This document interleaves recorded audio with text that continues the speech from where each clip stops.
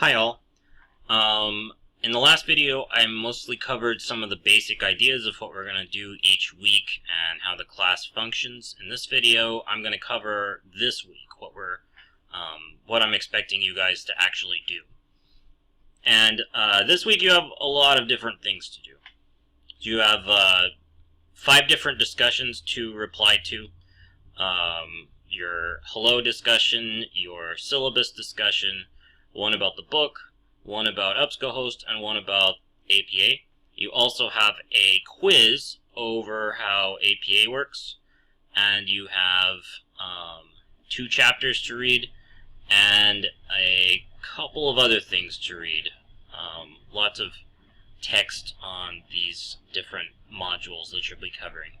So let's go ahead and get to that right now. The first thing you're going to want to do, as always, over here you're going to go to where it says course units, and this week we will complete 2 units. We're going to complete the getting started unit and the week 1 unit. So first, the getting started unit. I went over last time basically what this is about. This is a video by Dr. Sanborn introducing how the class works, how the discussion is expected to go. So you need to read all of this and watch that video. Then there's various different tabs here about how the course is structured, an introduction to me with my info for meeting me down here, the info for the textbooks. Make sure you don't buy these, by the way, remember. You can just get those in your email. Assignment overviews for all the different assignments, the syllabus, which has lots of important information in it that you're going to need to know. So make sure that you read over all of this. And it'll show you the grading scales and the attendance policy, which I kind of went over already, and the other stuff like that, and show you the calendar for what's coming up in the course. And where are we? Then this link to the OLU library, that'll be important later on. And finally, when we get to the bottom here, this is where the discussion thread link is. And let me move this up here. Every time you get to the end of one of these units, at the very top you will have a link to the discussion thread, so we're going to go there now. And from here, you have 2 posts to participate in. The first one is this one here. This is the hello post. And basically what I'm asking for you to do here is to click reply and then fill in, tell us information about yourself. If you're a athlete or a veteran or something interesting like that, tell us that. Tell us where you currently live. Some of you guys are all over the country, so if you're in Boston or Tanzania or something, yeah, tell us that. That's really cool. Tell us majors and minors, anything interesting about yourself, like if you have like a 66 Mustang, tell us that. If you have 100 houseplants or 20 cats, that's pretty cool, tell us that. Yeah, just whatever you feel like sharing. And make sure that you introduce yourself at first and that you have some kind of sign-off. And I will demonstrate how to do that. Okay, so I wrote out this post here that is introducing me. Talks about where I'm from. It talks about moving to San Antonio and all the stuff I like about it and the stuff I don't like about it, and tells you a little bit about what life was like for Professor Jameson before being a professor. Yeah, just do the same thing. Tell us anything you feel like sharing, and make sure you have your sign-offs and all of this stuff. So I'm going to press submit, and now that is on the post here. So now let's go back to the other one. I think I can press back. Yeah. And so the next one here is syllabus Q&A. And so it says syllabus Q&A, but really any kind of questions that you have about the class, you can post in here. And so you can just make a reply here and ask, you know, if you have any questions about the grading or something like that, just ask that. Make sure that you read over the other ones first that other people have posted already, so that you're not asking the same question twice. And I'll go in and I'll answer all of these. So anytime this week you think of one of these, go ahead and add it to here. I think what I'm going to do is leave this one up for the rest of the year, so that when people have questions about the class, they can just ask them. Okay, so that's Unit 1. That's the easy part. So now, let's go back to course units. Hold on. And we're going to go down to week 1. And so, this is the first of several of these kinds of units where you're going to have a whole bunch of different lessons and things all together in one place. And so first read over this. This will tell you kind of what the week is going to be about and some of the learning objectives. The next part here is going to tell you the chapters. You're going to read chapter 1 of the writing handbook, and you're going to read chapter 10 of Lansford. It said chapter 9 in the last video, but it meant chapter 10. So you're also going to have a discussion board about the handbook chapter. What I recommend is you read this chapter and then go immediately to the discussion board and answer that question, or add something to that thread. The questions are pretty open-ended, so you can find something in that chapter that you find interesting and make sure to add it. Whatever you find the most interesting in that chapter, talk about that and make sure it's a quality post and it adds something. So yeah, first read chapter 1 of the writer's handbook and write that post. And then also read chapter 10 of this one. So if you don't have these chapters yet, don't worry. The chapters are available in this announcement if you go down to the bottom. Once you're done with your reading and you finish that first discussion board, you'll go to the next one here. And this next one is several different things to do with the library, which will cover how the library works, APA formats, and EBSCOhost. So first thing you're going to want to do is open this tab here. This is the tab that opens up all of the library information. So look around in here and see what's here. I'm not going to ask you to answer any questions about the library this time or anything, but just try to familiarize yourself with the layout. Familiarize yourself with all these different parts.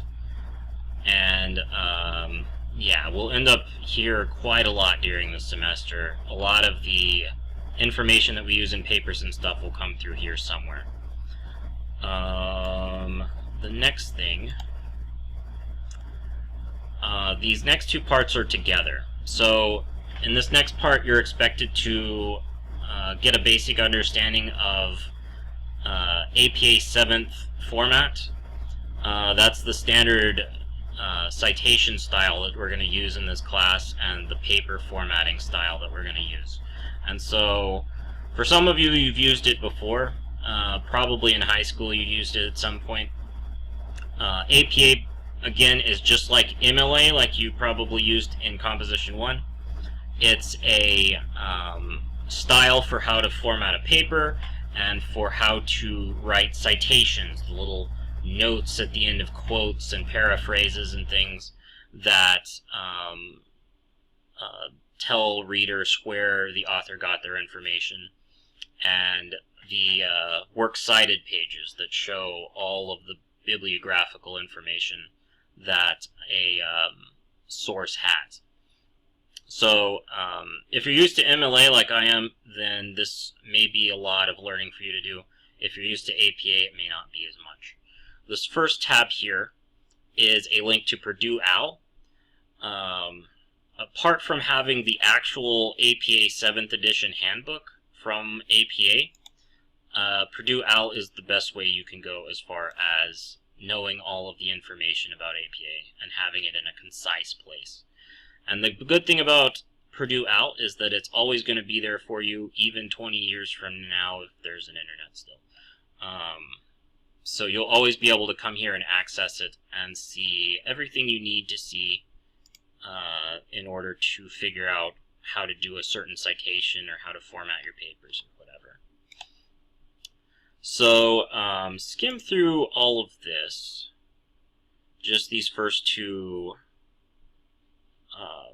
tabs here. This first one here and this one here are both going to cover mostly, first of all, what like APA is for, who uses it and why.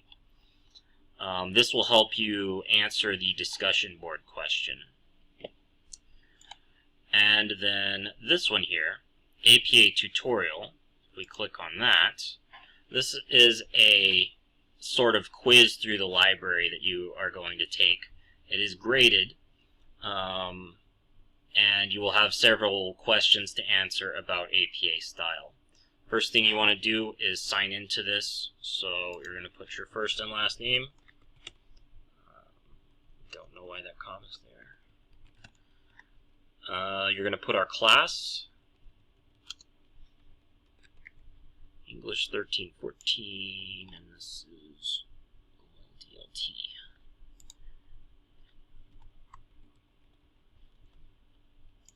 Your professor's name, and then your email. So I'll just put mine.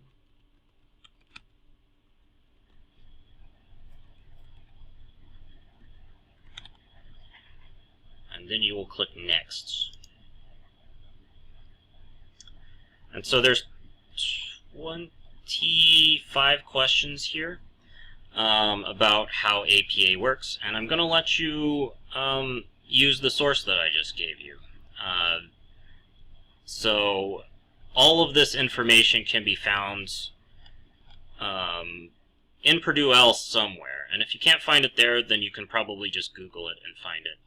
But we're going to try to use Purdue OWL to answer this first question. Do I have to give credit to an author if I just paraphrase, summarize an idea of an original author, and don't quote them directly? Okay, after a little searching, this is on the in-text citation, the basics. Then if you scroll down to the bottom here, they have how to summarize how to cite a summary or paraphrase. And yeah, you have to give credit to the author. This is what a general APA citation usually looks like in the text. So the last name of the author, comma, the date, comma, P period, and the page number. Okay, so our answer for that one is yes. So for the rest of these, I'm going to leave you on your own to do them, and you'll just have to go through and do each one. Once you get to the very end, it will send you your score in your email. You probably won't get all of them right. Some of these, like, I want to say this one is technically wrong. So if you get that one wrong, don't worry. I'm going to add points to this for all the ones that I think are not being fair to you guys. Okay, so you're going to finish that quiz. And once you're done with this also, once you've become familiar with APA, you're going to want to go to the discussion board and fill out the discussion on APA format, which is the second discussion for this week. The last one here, this is this is a link to a video about EBSCOhost. EBSCO is like a search engine of search engines for all of the different databases where we could end up finding sources and papers and things like that. So if I click on this, it's about to be video section here. My name is Josie Bensko, and I'm a 6th grade science teacher in Central Illinois, and I've been using Generation Genius for an entire... Okay, so yeah, it's only 8 minutes long, and this goes over how to use EBSCOhost from the library and a lot of the different databases that are there. So for the last discussion, you will watch this video, and then you'll just have to come up with a discussion topic for EBSCOhost. If you've used EBSCO before, you can use that as something of a jumping off point as well. So yeah, go through all 4 of those tabs, and then this is where you'll go to the discussion board. Again, it's always linked up here. It's also over here on the side. And here are the 3 discussions. This first one, you will be talking about the reading from the book, chapter 1 of this one. The second one is about EBSCO, and that's just covering different things about the database. And then this third one here is about the APA tutorial discussion. And you'll just talk about what you learned about APA, how it's different than things that you thought, maybe times that you've used it before, anything you can think of to say about APA. Just make sure that it's thoughtful and it's adding to the conversation. Alright guys, that is, I believe, all of the work that you guys have this week. So remember that you need to post on all 5 of these discussions by Monday, and then you need to have follow-up posts during 2 more days of the week after that. You can start doing follow-up posts as soon as there are people posting, but you need to be active in the course at least 3 days of the week, and you need to have made posts on every discussion by Monday at midnight. Alright guys, good luck. See you guys in the discussion board.